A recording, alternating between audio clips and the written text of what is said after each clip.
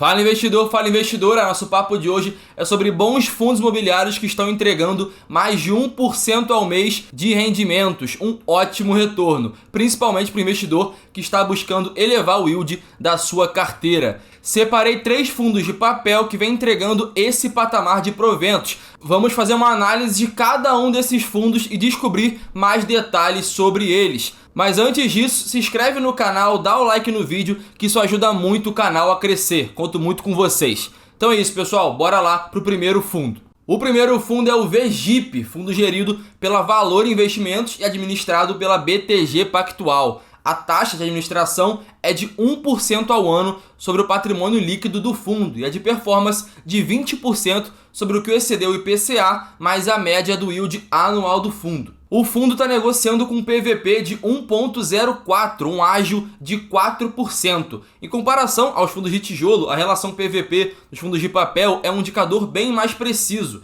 Tem investidor, por exemplo, que não investe em fundo de papel que negocie acima do valor teoricamente justo, que seria de 1. Outros já são mais flexíveis, chegam até 1,05 ou até mesmo a 1,10. Vai da estratégia de cada investidor. O fundo vem acompanhando a tendência do mercado e tem caído nos últimos meses a sua cotação. Somado a isso, as emissões sequentes que o fundo realizou, a quarta e a quinta emissão, também geraram uma forte arbitragem que impactaram a cotação do fundo. A pressão vendedora ficou maior que a pressão compradora. Ele está quase na sua cotação mais baixa desde o começo do ano. O último rendimento foi de 1,18%, pagando R$ 1,20. O yield dos últimos 12 meses foi de 12,72% e a cotação atual, no momento que eu estou gravando o vídeo, é de R$ 100,09. O VGIP terminou a sua quinta emissão de cotas, foram captados 188,8 milhões de reais e com isso o fundo chegou a 704,5 milhões de patrimônio líquido. O fundo encerrou o mês de julho com 96,2% do seu patrimônio líquido alocado em CRIs e 3,8% seguem em caixa. A gestora tem a premissa de buscar CRIs que sejam mais indexados ao IPCA. Fundos de papel mais atrelados ao IPCA mostram uma posição mais defensiva. São boas opções para preservar o patrimônio do investidor. Eu, particularmente, busco fundos que sejam mais indexados ao IPCA do que ao IGPM, dado aí a maior volatilidade do GPM. Mas claro que dentro de uma carteira balanceada cabem os dois. O fundo tem 88,5% indexado ao IPCA, 10,1% ao CDI e só 1,4% ao IGPM.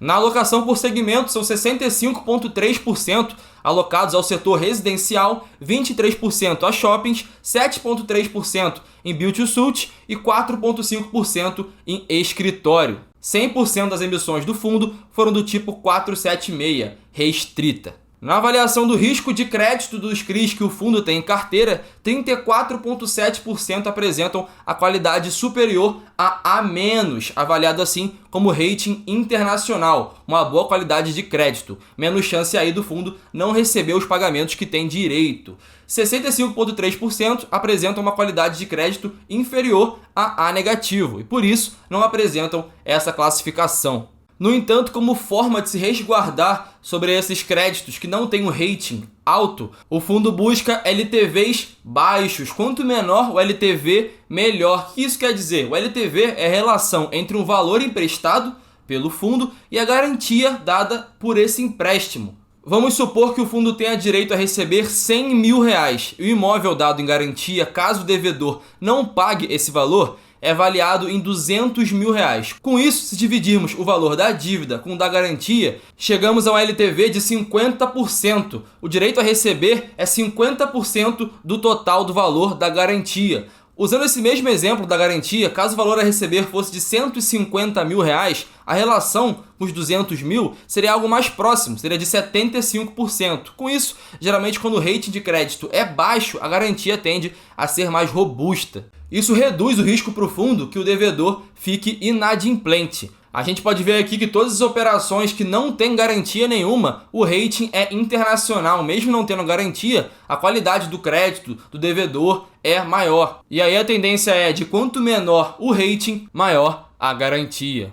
Como vimos, o grosso das operações do fundo são indexadas ao IPCA, sendo a média desse benchmark de IPCA mais 7,6% e a duração desses contratos de 4,7 anos. No CDI, que é 10,1%, fica aí no benchmark de CDI mais 5,5% e a duração de 2,9 anos. E no GPM ali, só 1,4%, com GPM mais 8% e a duração de 4,1 anos. Sobre o rate internacional, fica 33,3% do IPCA e todo o GPM, 1,4% do GPM, é rate internacional. E todo o CDI é sem rating e também assim como 55,2% das operações indexadas ao IPCA.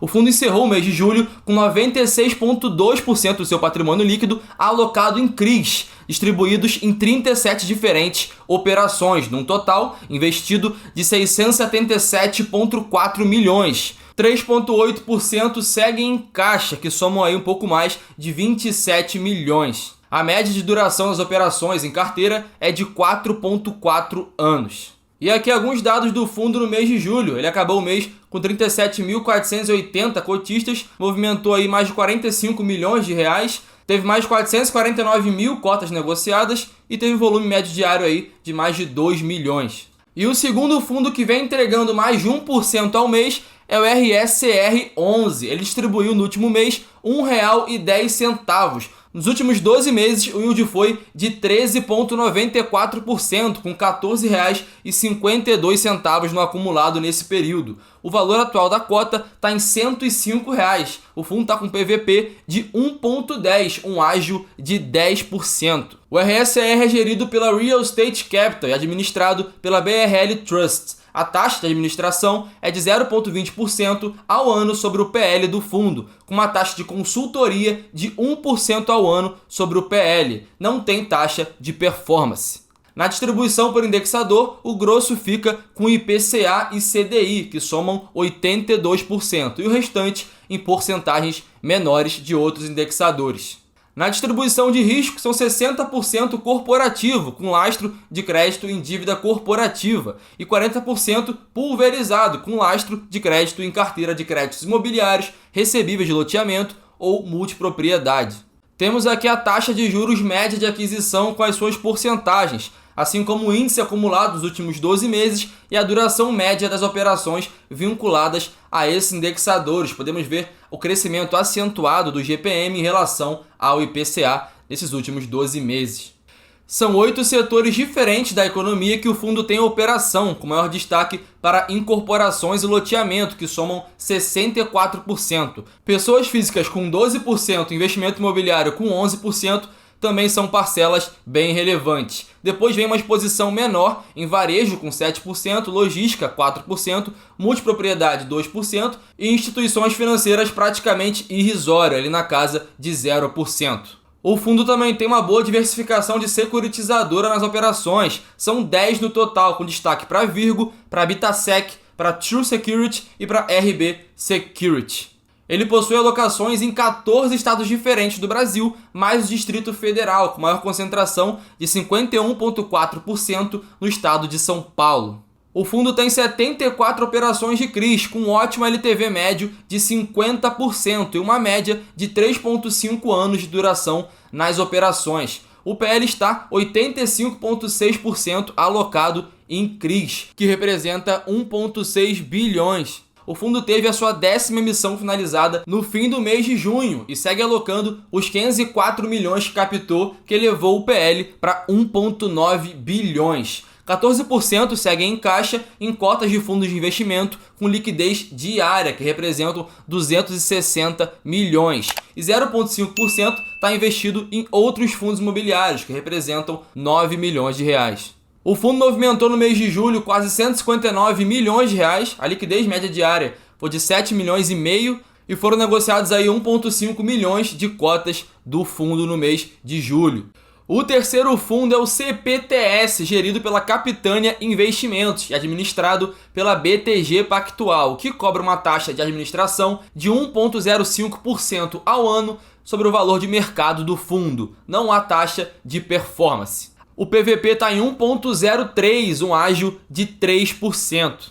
O CPTS está entregando 1% ao mês e nos últimos 12 meses ficou em 11,84% o yield e o acumulado de R$ 11,59 de proventos distribuídos. A cotação atual é de R$ 98,09. O CPTS tem uma premissa diferente do VGIP e do RCR, já que ele tem uma boa parte do seu PL em outros fundos imobiliários, com o objetivo de aproveitar as oportunidades do mercado. Ele busca comprar as cotas baratas do mercado e vender com preço superior, gerando assim lucro e maior yield para os seus acionistas. A gente vai ver que essa estratégia cresceu muito durante a pandemia, onde diversos fundos tiveram queda na sua cotação. E com isso, o CPTS aproveitou a oportunidade e aumentou seus investimentos em outros fundos imobiliários. O PL do fundo está 36,9% alocado em fundos imobiliários e 50% em CRIs, sendo a maior parte no setor de shopping, com 24,5%, e depois de logística, com 14,3%.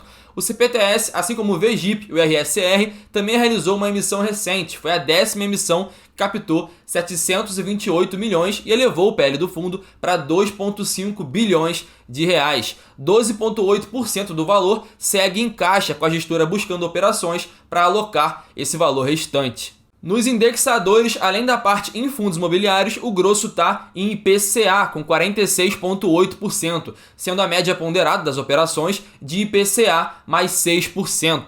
Aqui temos a exposição por devedor, que além da parte nos fundos, o risco fica bem diluído, com maior exposição de 9,7% atrelado ao General Shopping. O relatório do fundo traz uma leitura completa das operações de CRIs, mas também faz um resumo interessante na tabela por segmento.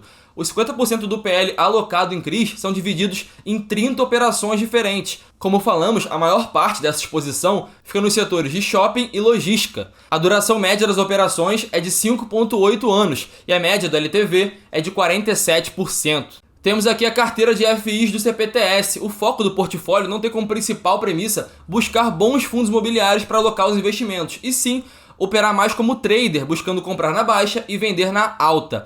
As maiores posições são no TRXF, HSRE, TRXB, VXXV e HBRH. Como eu falei no início, aqui temos a leitura gráfica da composição dos resultados do fundo. Até o fim de 2020, a porcentagem representativa do rendimento proveniente de fundos não era tão relevante, mas esse ano, em 2021, essa fatia já vem se tornando mais expressiva. Em junho, 29 centavos do resultado foi proveniente de fundos imobiliários. O grosso segue sendo do rendimento e do ganho de capital com CRIs. Nos dados de negociação do fundo na B3, ele movimentou no mês de junho mais de 239 milhões de reais, uma média de quase 11 milhões e meio de reais ao dia. A liquidez do fundo vem crescendo a cada mês e do mês de maio para o mês de junho ocorreu uma variação positiva de 9,8%. O valor de mercado do fundo ficou em 2,58 bilhões de reais.